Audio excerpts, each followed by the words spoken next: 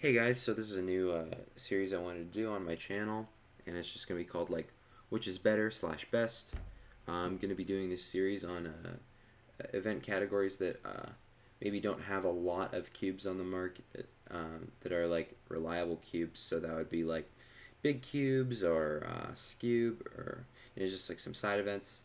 Not really 3x3 because there's a ton of options and there's no real like best or better 3x3 since there are so many. I've lost count at this point. So yeah, these are the two I would say most relevant good 6x6s on the market. Here on the right is the MGC. Here on the left is the Shadow V2M. And so I'll just start with the MGC talking about it. So the MGC 6x6 is it used to be $25. I'm pretty sure they bumped up the price to $30. Not really sure what that's about, but it's not really my business, I guess. Uh-huh. But yeah, so this is a 6x6 comes in at 65 millimeters, which is pretty average size for a 6x6. The turning is pretty fast and even on all the layers, quite smooth. It's actually an angstrom setup, so it's extra smooth and tensioned well, I guess. Um, the corner cutting is pretty good. Then again, you're not really going to be talking about corner cutting on a big cube. It's really what to expect.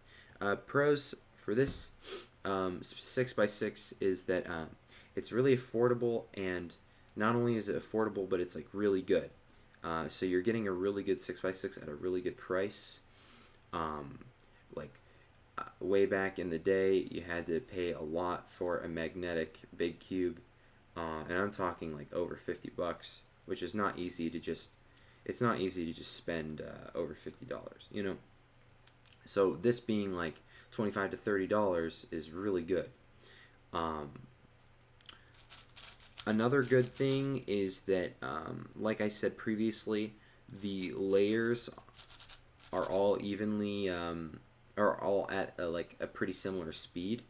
Um, that's going to be really important because to like switch between layers during like centers and edges, you want kind of a consistent feel when you're slicing, depending on like even if you use Yao or Redux or even Hoya, you're just going to want like an even speed on all the layers, and this has just that.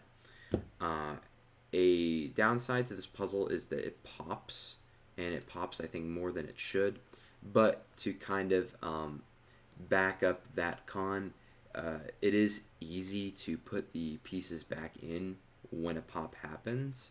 So it's not like you're going to be struggling to put the puzzle back together. It's pretty easy to assemble. And if anything, like one, maybe two edges are going to pop out. So next up is the Shadow V2. I don't know if you've noticed, but the Shadow V2 is actually smaller than the MGC. It's only 1 millimeter smaller, but you can definitely tell that it's smaller by looking at it. You can tell even more by feeling it, because this is definitely a lot more compact.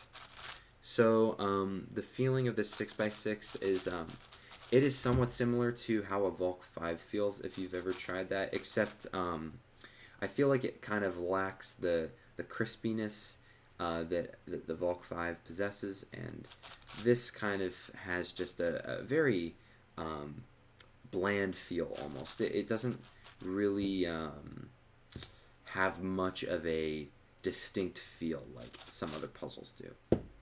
Like the MGC, for example, feels very crispy, smooth, and scratchy out of the box. This is just very default. So a pro about this puzzle is that it's very stable, and pops do not happen often. A lot less than the MGC.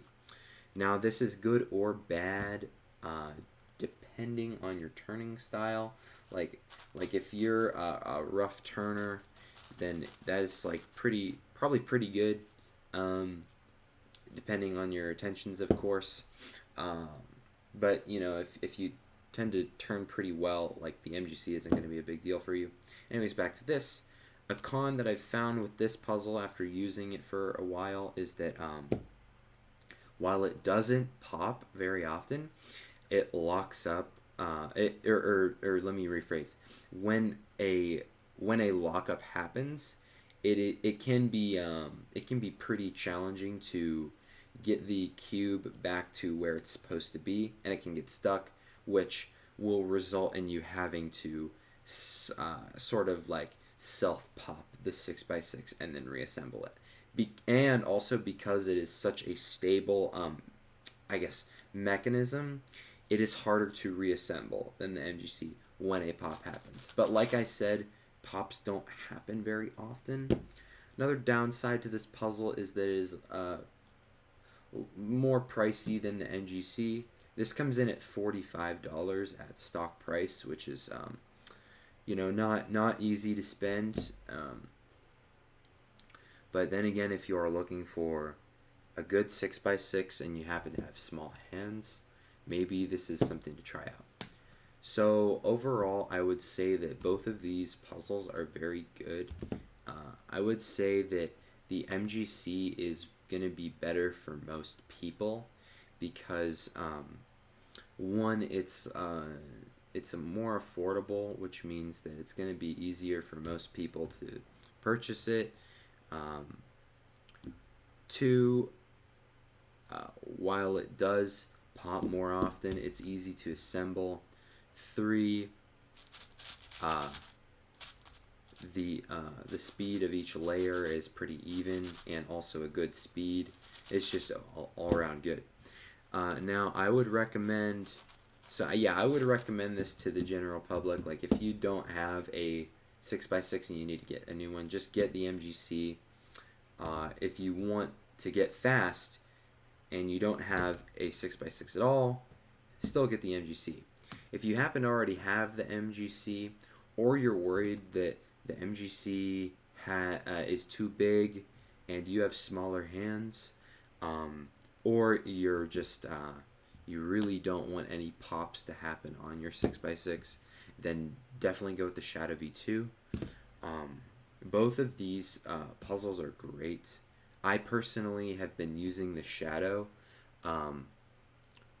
but I do want to switch over to the MGC just because I feel that in most scenarios that the MGC can be more reliable, since the turning is I would say like the layers are better on here